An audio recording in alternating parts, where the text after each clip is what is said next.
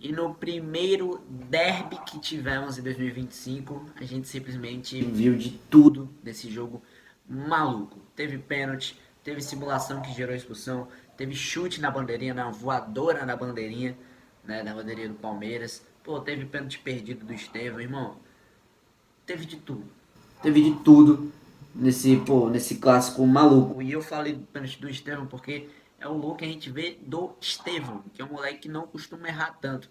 E isso, pô, vai até da maturidade que ele já tem com, pô, 17 anos, que é de errar o menos possível. Ele erra o menos possível dentro do jogo. Então, pô, é muito louco e não concordo até com o hate que ele tá recebendo de alguns, tá? Não é a totalidade assim, não é. É de alguns que, pô, fala, ah, moleque, pipocou, não sei o que. Mano, não é pipocou, mano. Acontece.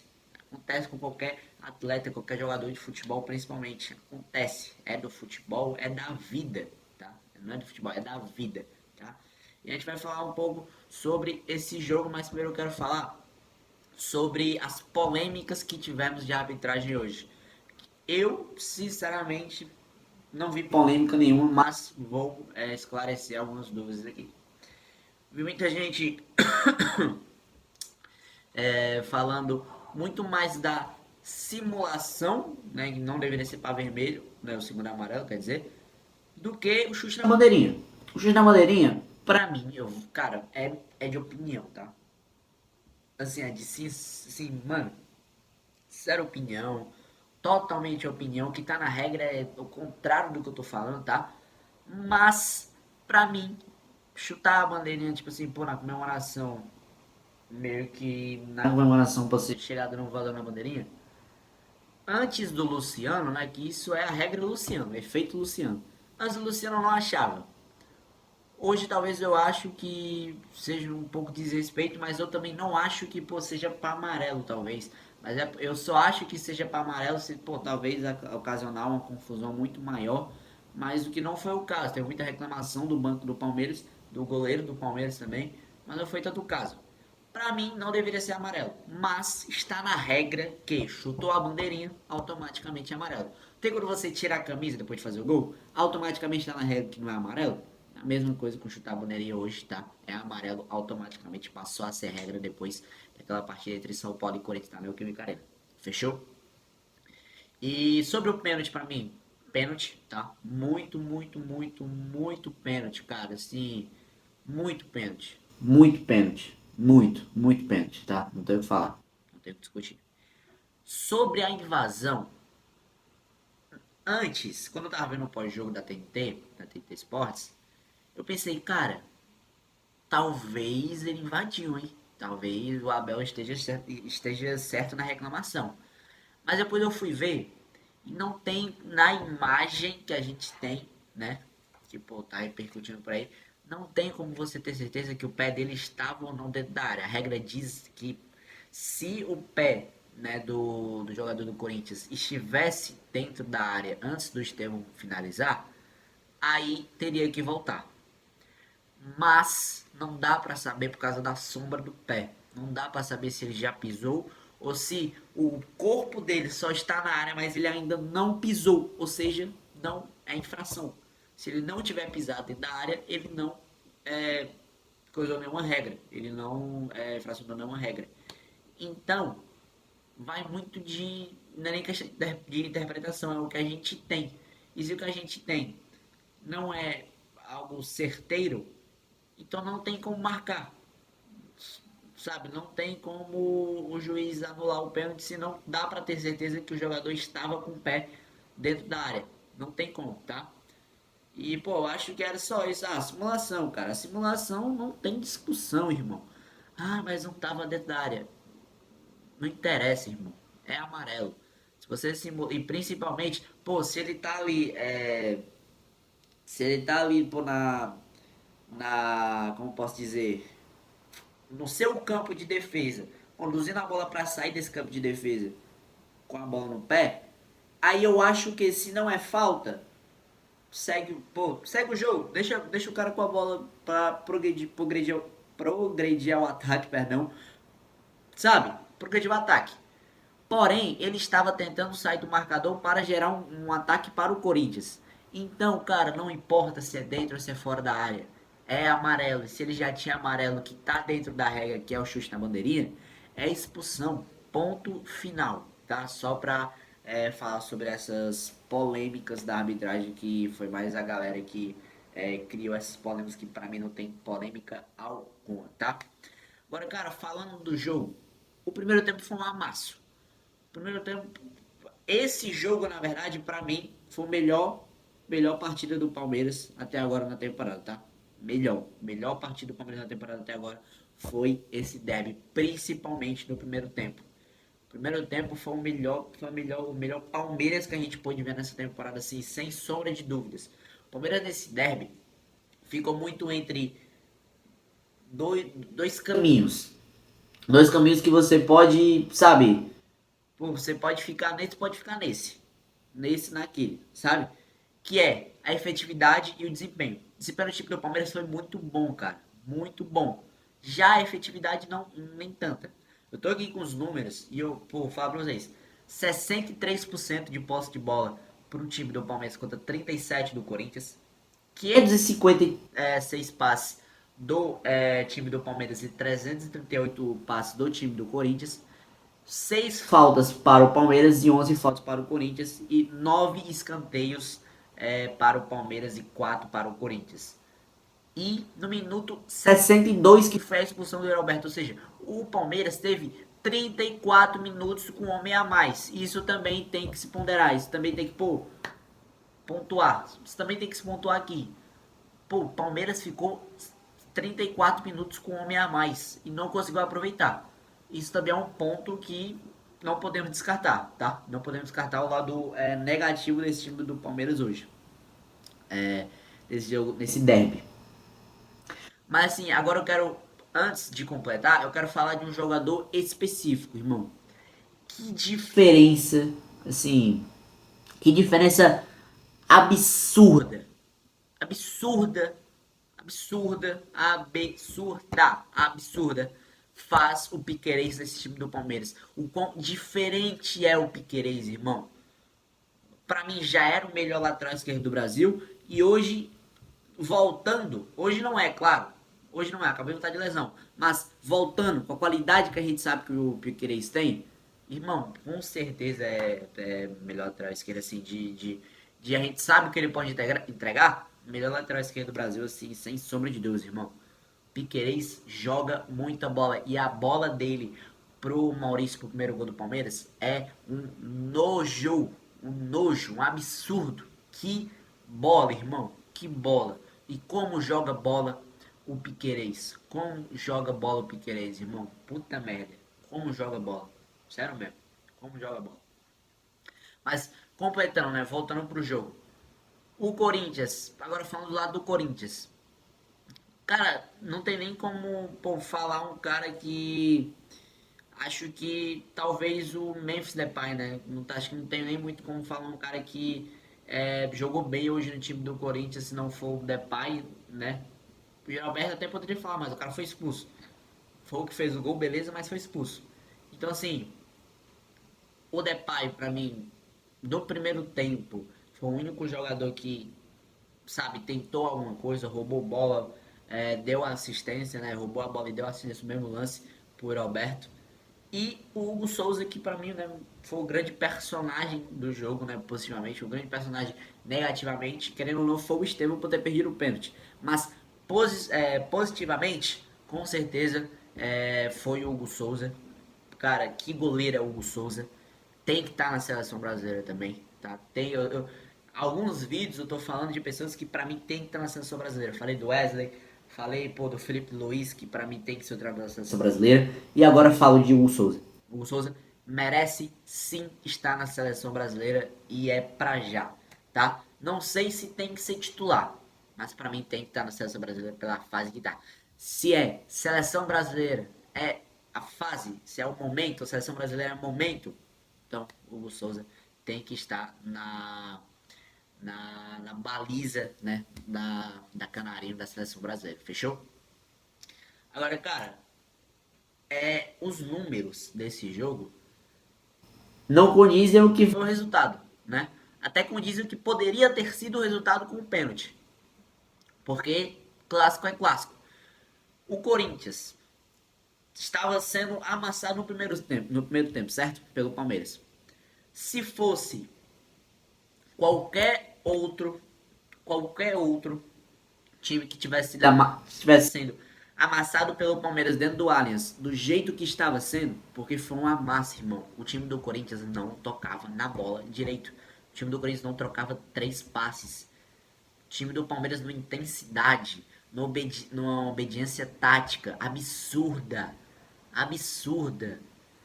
E se fosse qualquer outro time, completando o que eu tava falando, se fosse qualquer outro time, o Palmeiras tinha enchido de 5 só no primeiro tempo.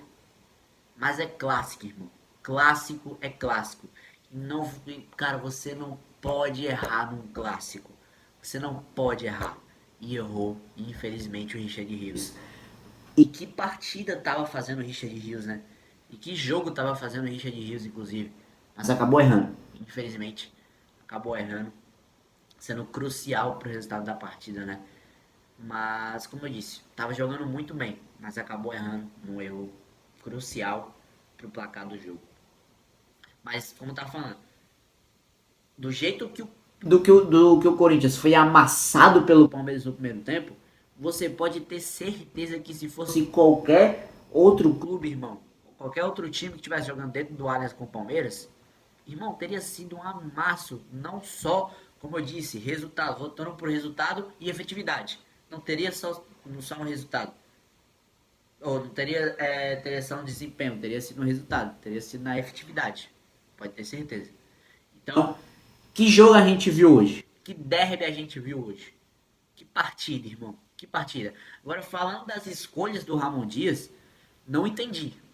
Não entendi o porquê que ele foi. Eu vi a coletiva de imprensa do Ramon Dias, tá? Sobre que eles tinham ganhado o último jogo, né, o último derby lá na Neoquímica Arena por duelos individuais. E o Hugo se saiu muito bem com o Estevão, né, segundo o Ramon Dias. Então ele optou por botar o Hugo de novo nesse jogo, nesse derby. Mas para mim foi um erro. Para mim, ele só entregou o jogo nas mãos do Palmeiras, abdicou da bola ainda mais. A gente sabe que o Bidu é um lateral muito ofensivo comparado ao Hugo. Muito mais ofensivo comparado ao Hugo. Então, ele meio que entregou a bola pro Palmeiras já na escalação. E aí depois colocou 3 zagueiros, que aí eu achei certo, porque você tava tomando, ele tava tomando, né, o Corinthians tava tomando uma pressão gigante do Palmeiras, né? Conseguiu fazer o gol no erro do Richard Rios e tava tomando uma pressão gigante do Palmeiras. Nessa pressão que tava tomando do Palmeiras, decidiu colocar 3 zagueiros e achei assertiva essa decisão, porque aí você Palmeiras não era um time de caras muito altos, então né, acho que foi por isso que ele colocou o terceiro zagueiro. Foi mais para. Se o Palmeiras estava jogando com 4 atacantes de muita movimentação, eu acho que ele colocou esse terceiro zagueiro e baixou um pouco mais as linhas do time que já estava baixa, né? Para ganhar esses duelos como o Ramon Dias queria nesses duelos individuais. Depois colocou o Bidu, né? Tirou o Alex Santana com a chance de porque o Alex Santana estava muito mal na partida, não ajudava defensivamente, não ajudava com a bola no pé. Então, partida muito ruim do perdão, do Alex Santana. Então achei errado a forma que ele colocou o time, os jogadores que ele optou para colocar o time na escalação, mas achei certo as substituições que ele fez ao longo do jogo. Só achei que ele demorou muito, não nem demorou, ele não tirou o Depay no segundo tempo, que você já tá com um jogador a menos. Então, você com o Depay dentro de campo, cansado, sem conseguir marcar, você já fica com 2 jogadores a menos. Você tá com um a menos, você não pode ter um cara pesado. Pesado não que o Depay seja pesado, mas ele tava cansado. Isso dava pra ver. Então, você não pode ter um jogador cansado com um jogador a menos dentro de campo, porque aí você vai passar a ter 2 jogadores a menos. Então, não é bom. E foi o que fez o Ramon Dias abdicando totalmente da bola. E acho que até depois da expulsão desses 34 minutos que o Palmeiras teve com a mais, achei. Pô, claro que achei certo ele abdicar da bola, conseguiu arrancar o empate dentro da casa do rival, com um a menos desde os 62 minutos. Mas a questão é outra. A questão é que ele deixou o Depay cansado muito tempo no jogo com um a menos. Se você tá com 11 contra 11, acho certo ele deixar o Depay porque é um jogador que pode decidir a qualquer momento. Porém, quando você tá com um a menos, você não pode se dar o luxo de ter um jogador cansado no ataque. Você precisa ter cara novo, novo assim, né? Frio na partida, mas sangue novo na partida, né? Resumindo, sangue novo na partida e que corra, que marque. Porque aí, se você já abdica da bola e você deixa o Memphis Depay, que é um cara com mais refino técnico do que o cara que vai propriamente marcar, não faz muito sentido, né? Então, é só isso que eu tenho pra falar do Ramon Dias hoje. Do Abel, cara, eu vi muita gente criticando o Abel falando, principalmente depois daquela derrota que eu não lembro pra quem na Arena Barueri, eu acho que foi pra Portuguesa, falando, pô, cara, o tempo do Abel já passou. O Abel já não consegue mais fazer esse time jogar. E aí você vê hoje o time do Palmeiras no primeiro tempo de uma intensidade absurda, que dava pra ver que o Abel nem falava com a equipe mais.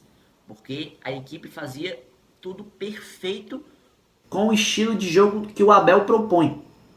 Muita movimentação.